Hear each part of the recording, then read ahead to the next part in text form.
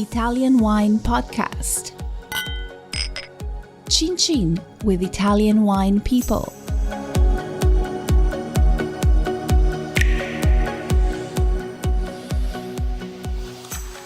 Hello, this is the Italian Wine Podcast with me, Monty. My guest today is Lawrence Francis. Lawrence has a podcast called Interpreting Wine, and hopefully he's going to tell us all about it. So why did you create your podcast and when? And what did you do before? Why and when and yeah, the whole story. So I'm actually a qualified business psychologist. So that's where I've spent most of my professional career, working in the UK, working in Dubai, London mainly. And I always had the goal, I always had the aim of doing my own thing.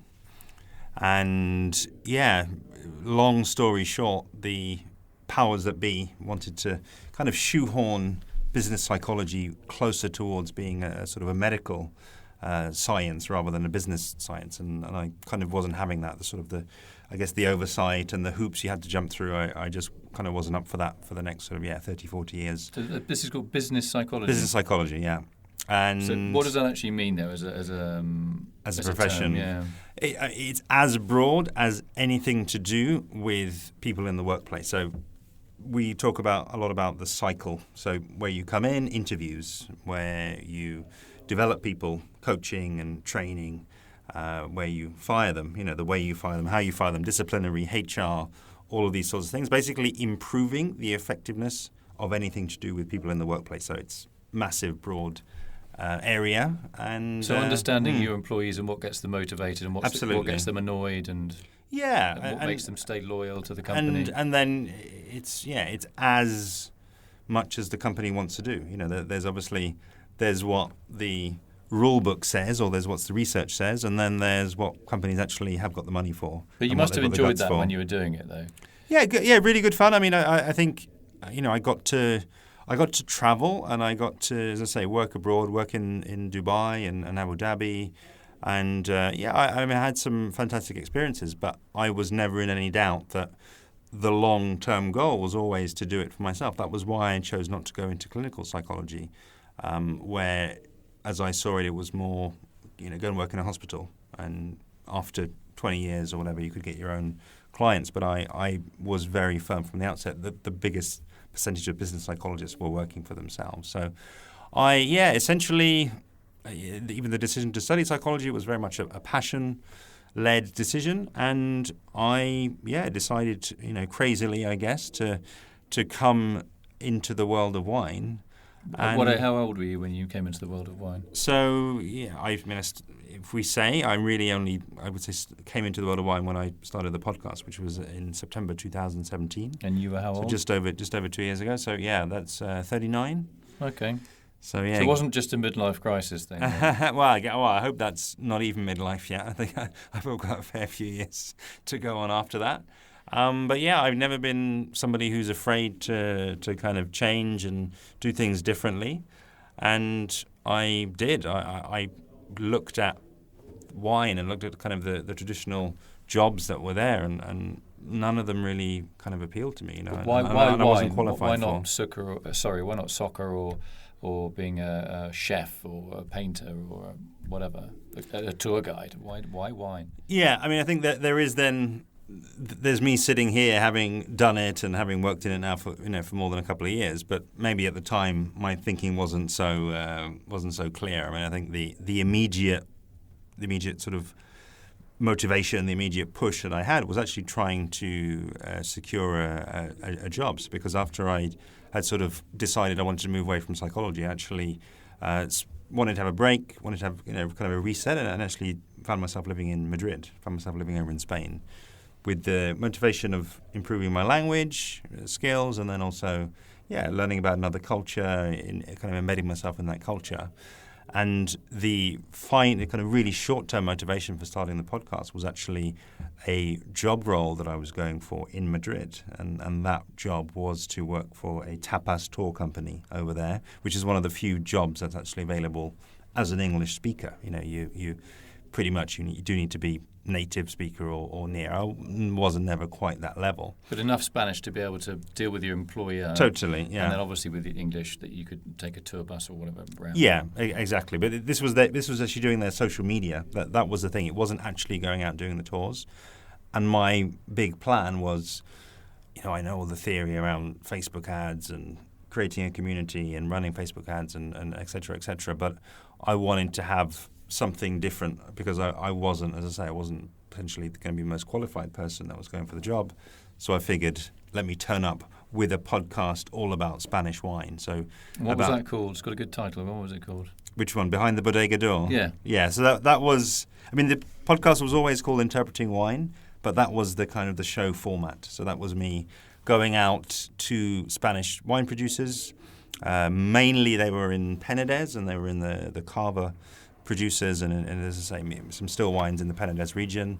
But it was a hell of a lot of work because I was having to travel down from Madrid to Penedès, which was sort of 4 or 5 hours drive each way, come back, and then I had this sort of long reel of tape that I recorded, on my mobile before I kind of got my kit sorted out. But it was all on the mobile and it was all in Spanish. So I then had to come back and, through that sort of post-visit haze of all the tastings and all the wines that I've had, then sit down with this kind of 2 hours and 3 hours, and they're very hospitable. They'll keep you there and show you around, full of Spanish. I then had to decipher that, and as the name of the podcast is, Interpreting Wine, bring that back into English and broadcast it to an English audience. So there are only 8 episodes with that format, simply because it took so long. It took forever. So you dived in, bit off a fair old chunk, a little bit more than you could easily digest. What was the next step?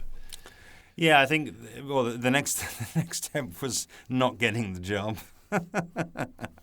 So all of my best laid plans. Yeah, all of that motivation that really set the whole thing in motion. Not getting the job, and then realizing, okay, I can't stay in Madrid, and coming back to London, and it was, but still having that itch, having genuinely loved. Every minute at least of the touring, not so much the coming back and editing part, which was, as I say, 6, 7, 8 hours per episode. It was insane, and then not necessarily getting the most constructive or positive feedback on the back of that. A lot of people, they were like, "Oh, we don't want to hear from you. We want to hear from the winemaker. Right. Who are you?" And I think they were right. I didn't really have the depth of knowledge and depth of confidence, really, I guess, to tell those stories. I wasn't qualified to tell the producer stories, and people picked up on that, and I knew that myself. But you knew there was a kernel of something that you could develop, so what was the next step? I think it was, I came back and I thought, I'll do this as the odd holiday. I'll go back to Spain, and that was it. And then I've always had an interest in different wine regions and, new... and for the mainstream kind of exotic wine regions, and I at the end of January I got on my first trip. I to kind of backstep a little bit. I thought, okay, I went through the phase of I'll do it when I just go abroad, and then I figured, look, hey, I'm in London. There's cool things here. There's restaurants here. There's cool people I can speak to here. I'll do some research, and quickly kind of found out that London was interested in Austrian wine and Slovakian wine and all of these wines from different places that really appealed to me, not just the normal, not just the Spanish, not just the Italian stuff. So I then I was over in I then went to visit a couple of producers over in Burgenland at the end of January. In Austria, yeah. In Austria, and that was actually, again, making things difficult for myself in hindsight. I didn't start with London. I was like, I'll jump on a plane and go over to Austria. But at least they had the language. At least we could do the whole thing in English. Yeah. And it didn't need that 8 hours of transcribing and translating. And that was the revelation. I came back and I was actually looking forward to doing it again, and almost wincing when I opened the file, but then realizing, hold on, it's enjoyable. It's quick. Were you working for a wine merchant at the time? No. I later sort of got into that, and and then that was the then the snowball. And why? Because you were in the industry then, or what? Well, as I say, I mean, I think being in the industry is a very loose term to put on that. But I think I knew that I loved that format. I mean, it was I think partly was just it wasn't as torturous as the Spanish version. The Spanish project. It was just wow, I can do it in my own language. And then I think that was then I finally got the format right, and I just had, and again, as I say, looking back, not at the time, not so much of a huge plan, but I just went and did. Then it was open season. Then it was let me get out there, let me use my skill that no one really, bar a couple of other notable podcasters, at least not least of all the UK Wine Show, which is in London, Chris Scott, and then also. I'll Drink to That podcast, which is over in New York, Levy Dalton. And I asked people that I was starting to meet on social media when I was doing my research in the London wine trade, and people then I started interviewing. I would always ask them. I'd say, what are the podcasts that you absolutely have to listen to? And it was only those two that kept coming up, and I intuitively figured out, look, there's a gap in the market here. Space, yeah. No one's filling it. I'm gonna jump in there and do this. And all right. So, what was your USP then in terms of the next step that you made? So, you've identified. You enthusiastically started. That was a bit of a dead end. But you learned a lesson, and then you realised that there's space in the. Now in London. Yeah. So, what was the next step? As I say, I think it was just naivety. Really, it was just. That's a good thing, though. I think sometimes because you see things with innocent eyes. You don't have any preconceptions, and you don't say, "I'm not going to go and see him because I don't like him." You have to. No, it was being open-minded. But I think it very quickly dawned on me that there were some people who had more influence than most on social media. There's this stat on Instagram where you can look at somebody, and I think it's really, really useful, and nobody seems to talk about it. You go to their profile, and you see how many of the people you follow are following them. It will put it out there on the bottom, and then you start to see, oh wow, I've been doing my research, and 100 of my people I rate and follow, they follow this person, and then you realize, okay, they're kind of very influential. It's of course it's flawed by whatever Instagram gives you, but I took from that. That was part of the research, and just discovering these figures in the London wine and restaurant scene who I thought I'm going to get them on the podcast, and that was the initial motivation, getting to those So figures. you're interviewing what? I mean, you said the food and beverage industry. What, you importers, wine shop owners, restaurateurs, chefs? Yeah. I mean, I tried to get as close to people who are making wine in London. I guess it was still a little bit of a hangover from Spain. So very early on, one of the first people I interviewed was Warwick at Renegade Wine in Bethnal Green, who's making wine under an arch in Bethnal Green, getting his fruit from UK and international. So that was kind of early on, and then one of the people I interviewed quite early in episode 15 was Honey Spencer, who again, she seemed to be one of these people who had that influence. You could see who was following her, who was liking her posts, and I felt like she was an important person to reach out to and to get on, and that proved to be the case. She was great on there. She just started a role at a restaurant called Nula, where she'd written the wine list. So we had really kind of honest, open chat about that. We got to try even more of the kind of funky wines. I remember a Czech Blanc de Noir, I think it was, and just some cool wines. And actually, in that episode was it kind of just showed that I think it influenced my editing style, because we were sat in the basement of the restaurant. And it had been a sort of she'd really done a good deep dive into all the wines, and it ended up being around 40 minutes, the episode, and we were just sort of closing off, really. It reached its natural point, and literally 20 seconds before the end, a fire alarm went off in the basement. And as I'm sure you'll know, anything that's got a high pitch it just cuts right through to anybody who's listening, and it just blows their eardrums apart basically. And I was editing it back, and I'd forgotten about the fire alarm when I got to that bit, and it kind of scared me, and I was kind of going to take it out. I was like, oh, that has to come out. And then Honey kind of continues with her answer after that. She's like, oh, sorry, the fire alarm's just gone off. And then I realised, no, that has to stay in. That's what really happened. Yeah. And I haven't kind of been sued by anyone yet, but I had a few people tell me that they got to that point of the episode and they'd been on the metro, and they'd actually thought that the alarm was going off on the metro, and they jumped up and like, what was it? And of course, it was only on the podcast. So yeah, that's out there. Yeah, it's a bit like that bit in the Dark Side of the Moon, the Blink 481, when the bells start ringing, and everything changes.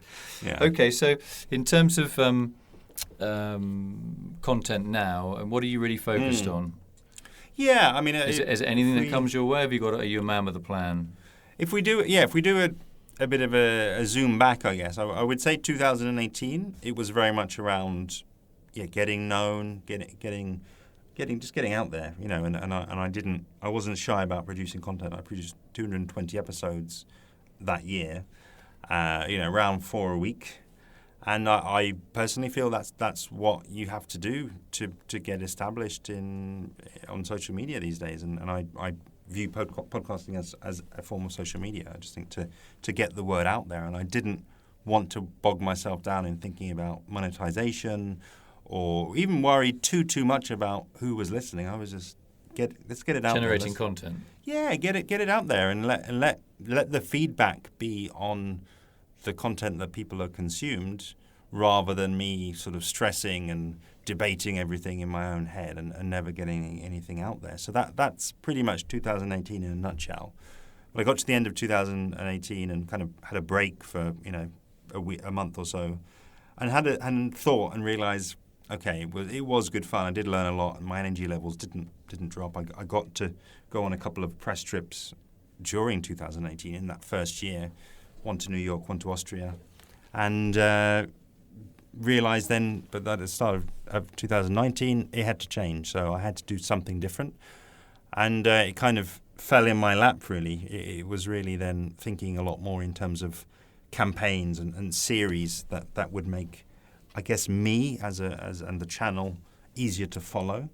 But then also I had a hunch that it would drive more listens as well, because say I was doing a series on New Zealand wine, as I did. It was the first series of 2019. There were 7 episodes in that series, and because they existed as an entity that had come out in series, somebody could find one of those 7 and kind of be sucked into, it's a series. Let me listen to all 7, and that door was open, and it's not open if you just do a single standalone episode. Okay, so that's quite strategic, isn't it? And that requires.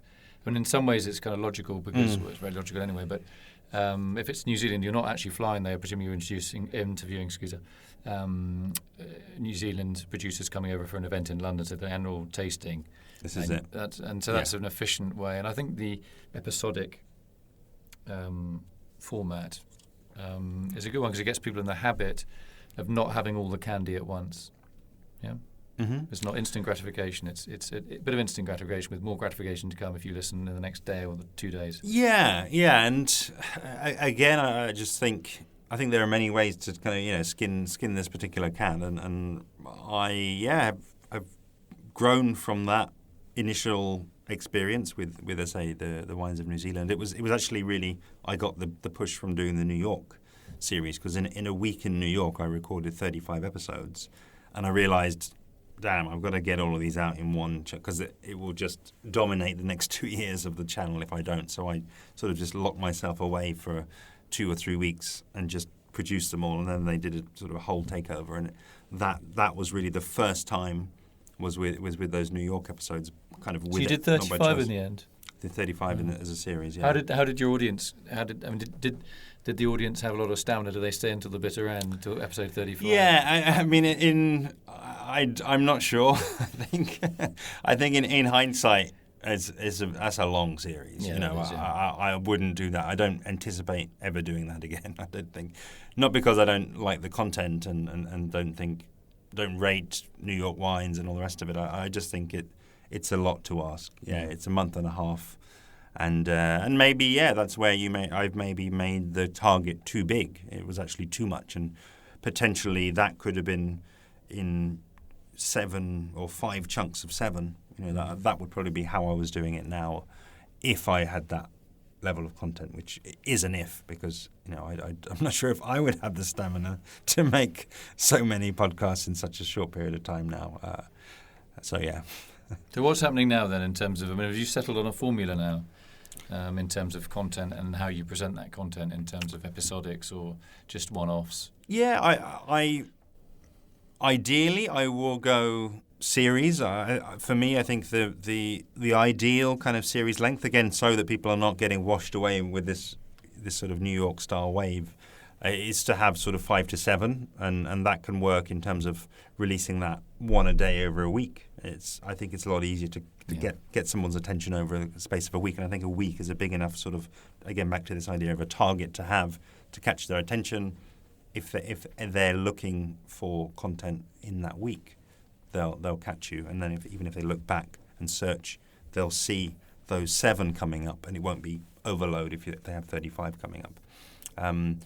One of the other things that is, we're jumping around a little bit, is bringing it right up to date here in Wine to Wine. Because I'm a constant innovator. I constantly try to refine it and see how it kind of feels to me. And one of the things that I've been doing since I've arrived here is actually potentially stepping back from doing so many interviews here on the ground. So I've done, in my 3rd day here in Verona, I've done 4 interviews, which is not that many for me, but all 4 have now been edited. All 4 are going to be already on the So not to kind of shame anybody that might be sitting next to me interviewing me, but that's an experiment. I've never done that before. Usually, what I do, I'll go home from trips. I'll sit down. I'll kind of get over the jet lag, have a cup of tea, and then I'll open up the laptop and see what I've got. This is the first time I've ever done it, and it feels pretty good because it's totally current and it's totally up to date. And I feel like there's almost kind of an element of not so much live streaming, but almost, and not, of course, not live podcasting, but almost live it's from on the same floor day. of this particular event in Verona, which is a business-to-business event called Wine to Wine. That's it. I feel like I'm able, again, back to that point of I always want to bring the listener closer to what's happening, and I feel like it will even be more relevant to them. I think it will work out better for Wine to Wine as well, that the content is there now, and that somebody who listens to Stevie's podcast yesterday, Stevie Kim, they can realise, hold on, it's actually still going on. And actually, Stevie Kim mentioned that it's being live streamed on Facebook, and they can get in and watch it while it's live, rather than them listening to this in a week or 3 weeks' time, which, they'll still get the value, but they won't have necessarily that feeling of immediacy and the feeling of involvement in the actual conference, which I think you guys have done a fantastic job of live streaming, making things available to bring people in. So they need to kind of know about that, and I think it's a really good match between my audience knowing about those things happening and them turning up and tuning in no matter where they are in the world. So what's your final question? What's your next idea then, or thing that you're going to latch on to? Yeah, you're always trying stuff. You're not Mr. Static. So in 19, I spoke about the series. The one that I thought was going to be more controversial than it actually really ended turning out to be was moving into other drinks categories. I don't know that any other wine podcaster has stepped outside of wine. So I've done actually 2 separate category series this year. I've done a rum series and I've done a mezcal series. So nothing whatsoever to do with wine in either of those. I think the hook really was somebody who I greatly admire. She's now been on the podcast twice, Dawn Davies, MW, and I interviewed her around cognac because she works for a company called the Whiskey Exchange, and they produce shows as well. They produce live experiences as well as being a retail outlet. they had the cognac show, and I interviewed her in the context of the cognac show. So still enough of a link to grape-based drinks.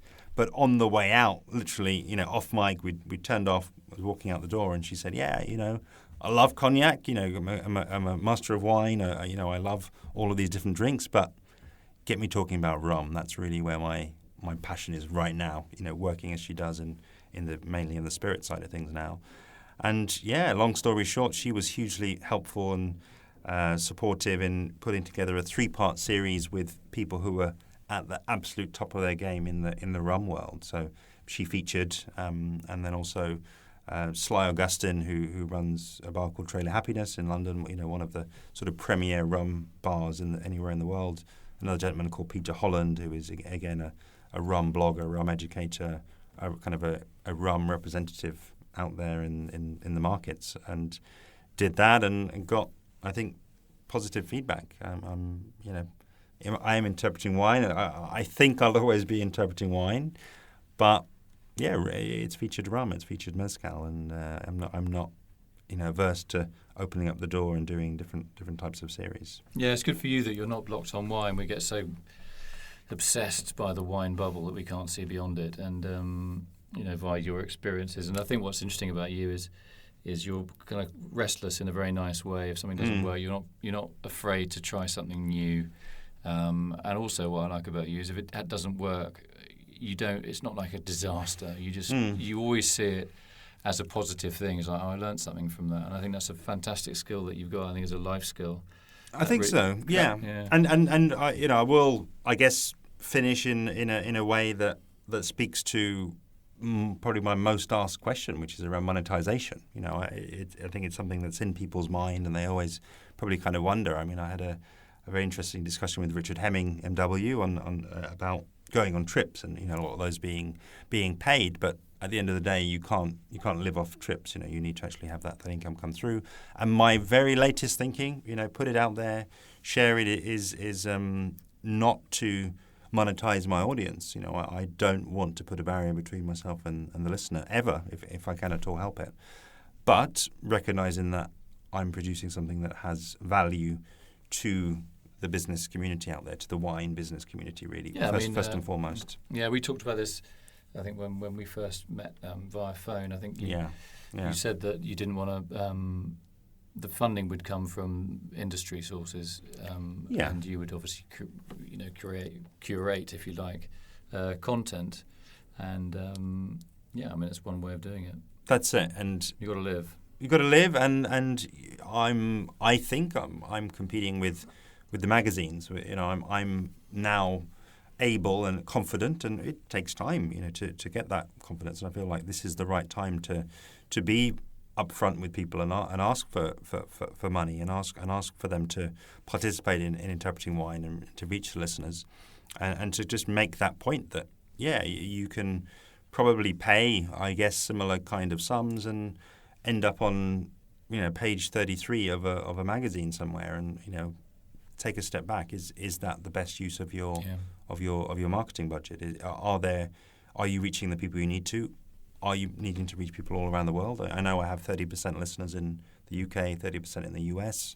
A lot of wine producing regions, a lot of wine producers and countries, they want to reach those markets, and it's like, how do you go about doing that? You've got to, I think, have a multi-channel strategy. I'm not saying I'm going to, close down magazines, but what about diverting some of that money from the magazines or from other types of media into podcasting, which I still think is woefully underserved by the wine industry. I still think there's a lot of space for people to get onto the field, as I put it. Yeah, you're teaching grandmothers. Okay, I agree. I think I'm a big radio fan, and I've said this a million times. I've been on the telly. It's a laborious process, and this is a much better medium for me personally, but just for me in general as a consumer of content. I'd much rather listen to the radio than watch telly.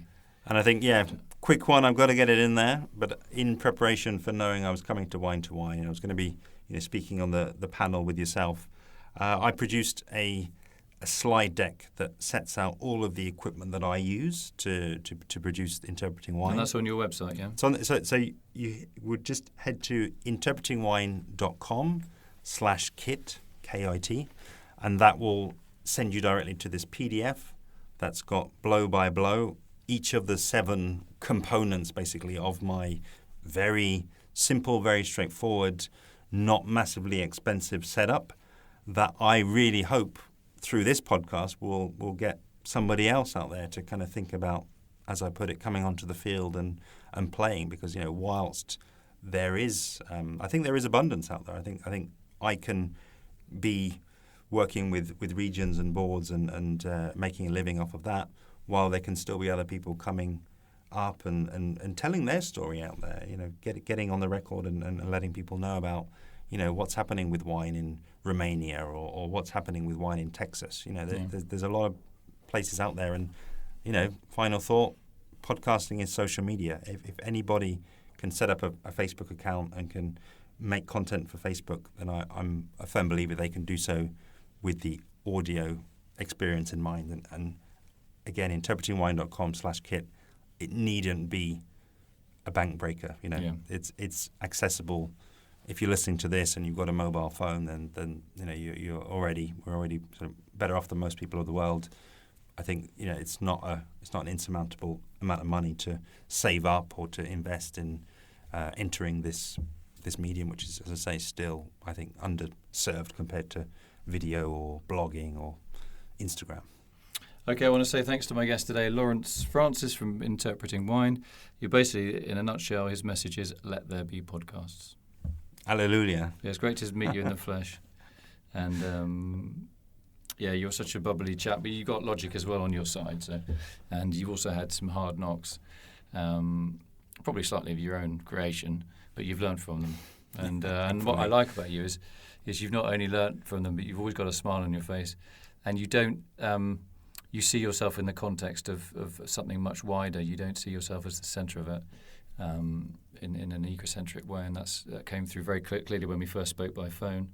That's certainly come across today that you're a chap with a very generous spirit. Thank you. So I really hope that your dreams come true, and they're not just dreams. They're stuff that you've done and that you're doing and that you will do in the future. So I really, really, really hope it goes well for you. Thank you very much. No worries. Yeah, it's been a real pleasure.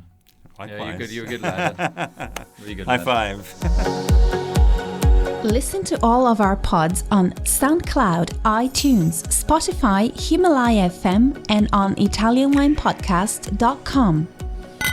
Don't forget to send your tweets to @ItaWinePodcast. Love it. Yeah, cool. How long was that? 4.5 hours.